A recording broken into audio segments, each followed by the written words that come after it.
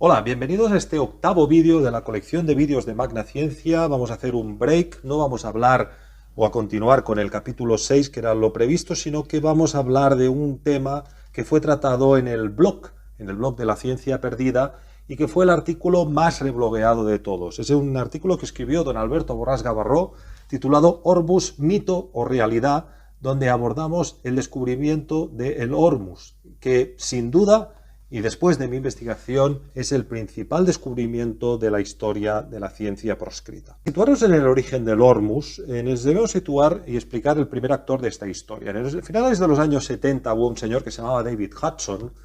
Era un señor que vivía en Texas, era un agricultor que era muy rico porque tenía muchas extensiones, y era un hombre, dicho por él, de muy poca cultura, era un hombre con un patriotismo muy fuerte, que en ese momento había entrado Jimmy Carter al gobierno de Estados Unidos.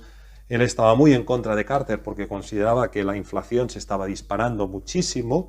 Así que, bueno, pues decidió entrar dentro del negocio de seguir explotando las minas de oro que habían caído en desuso o ya no se explotaban desde hacía un tiempo. Entonces, bueno, él tenía ciertos conocimientos de química que él había aprendido de la agricultura, porque en sus campos había tenido un problema por exceso de sodio que se llama el problema del alcalí negro, que tampoco ahora creo que sea muy importante, pero era un hombre que a lo largo de su vida había ido aprendiendo química por su cuenta, y a pesar de odiar la física y la química cuando iba al colegio, parecía que esa asignatura de química le iba persiguiendo a lo largo de su vida. Bueno, este hombre se tiró al negocio del oro, compró una antigua mina.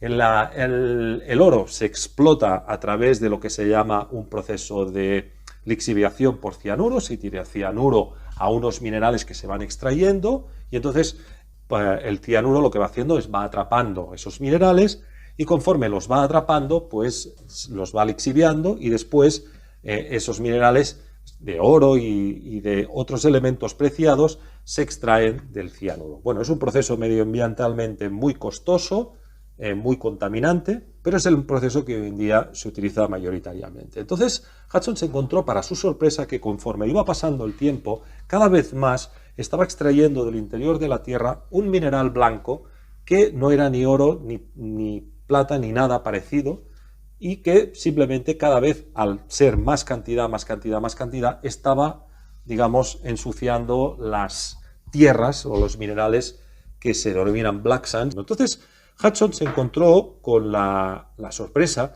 de que cada vez tenía más este mineral blanco. Entonces, Hudson se fue a la Universidad de Dallas, contactó con un físico y le preguntó pues qué era esa misteriosa sustancia que acababa de encontrar. Entonces, ese químico solamente fue capaz de determinar que un 2% de esa sustancia era aluminio, hierro y silicio, si no recuerdo mal, pero el otro 98% de esa sustancia blanca no era detectable por ningún espectrómetro. Es decir, era una materia que no estaba en la tabla periódica. No encontraba qué materia estaba constituida.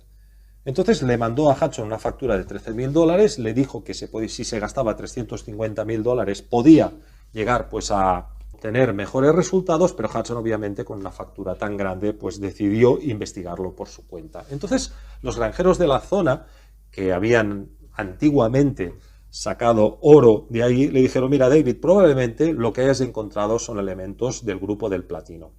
El platino es un elemento que está al lado del oro, tiene número atómico 78, y aquí es importante que se fijen en este gráfico que a continuación va a aparecer, donde pueden ver que los elementos del centro de la tabla periódica, el iridio, el osmio, el paladio, el rutenio, el rodio, son elementos muy preciados y muy escasos en nuestra Tierra, ¿no?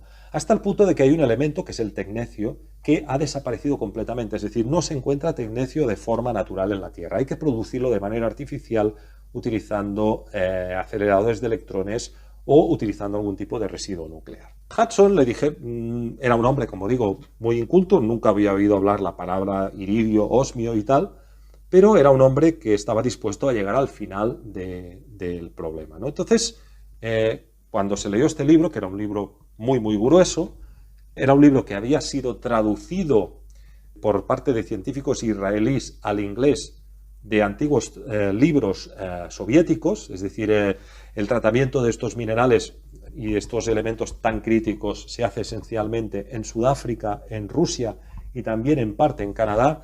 Las minas de rodio, por ejemplo, son todas propiedad de los militares, es decir, son elementos muy críticos, muy valorados, sobre todo después de la Segunda Guerra Mundial, donde se les empezó a encontrar utilidades totalmente críticas. Están presentes en los teléfonos móviles, en los catalizadores de los coches.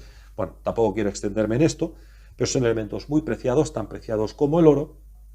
Entonces, Hudson le dijeron, bueno, probablemente hayas encontrado esto. Entonces, Hudson contrató con el mejor químico que había en ese momento en Texas, un hombre que había trabajado separando todos los metales habidos y por haber de la tabla periódica para Motorola, para todas las grandes empresas, y cuando le trajo el sustrato blanco, volvió a decirle, mira David, esto no responde a ningún espectrómetro de masas, pero obviamente estoy muy encurioseado con este tema. Entonces, yo voy a tratar este tema de una manera personal, voy a investigarlo y dentro de un tiempo te mandaré una respuesta con lo que haya descubierto y te cobraré $60 por cada hora que dedique al tema. El hombre tardó 2 años en contestar. Y al cabo de 2 años le dije, mira David, aquí no hay ningún elemento de la tabla periódica, no hay nada, no sabemos lo que es, pero se nos ocurre algo que podríamos tratar de hacer. Lo que podríamos tratar de hacer es un método que utilizan los soviéticos que se llama evaporación fraccionada. La evaporación fraccionada lo que consiste es, estos elementos, no lo he dicho, son los elementos cuya temperatura de fusión es la más elevada. De hecho, el wolframio que está cercano ahí, el tungsteno, es el elemento que funde a la temperatura más alta, de manera que estos elementos funden entre los 5200 y los 5400 grados. Entonces, el sistema soviético lo que consistía era en hacer pasar estos elementos por un arco de carbono. Entonces, al pasar por este arco de carbono, bueno, pues se iban evaporando poco a poco uno detrás de otro. El hierro, por ejemplo, que era el primer elemento de alta temperatura que se evaporaba a los 3800 grados, pero pasados entre 60 y 80 segundos empezaban a evaporarse todos estos elementos por orden, es decir, empezaba evaporándose el rodio, el rutenio, el iridio, el osmio, etcétera, etcétera. Entonces, ¿cuál fue su sorpresa? Al darse cuenta de que ese material blanco que no habían podido analizar qué era, que no habían encontrado qué era, cuando aplicaban este método soviético de evaporación fraccionada, empezaban a aparecer el rutenio, el iridio, el osmio, etcétera, etcétera. Pero además, en unas proporciones que a continuación detallaré, que es que en una muestra de este hormus, esta sustancia blanca, se encontraba entre 4 y 6 onzas de paladio, entre 12 y 13 onzas de platino, entre 150 de osmio, 250 de rutenio, 800 de iridio y 150 de osmio, si no recuerdo mal. Puede ser que estas cifras estén un poco cambiadas. Comparen esto con el tercio de onza que se saca por tonelada en la mejor mina del mundo, que es una mina que hay en Sudáfrica.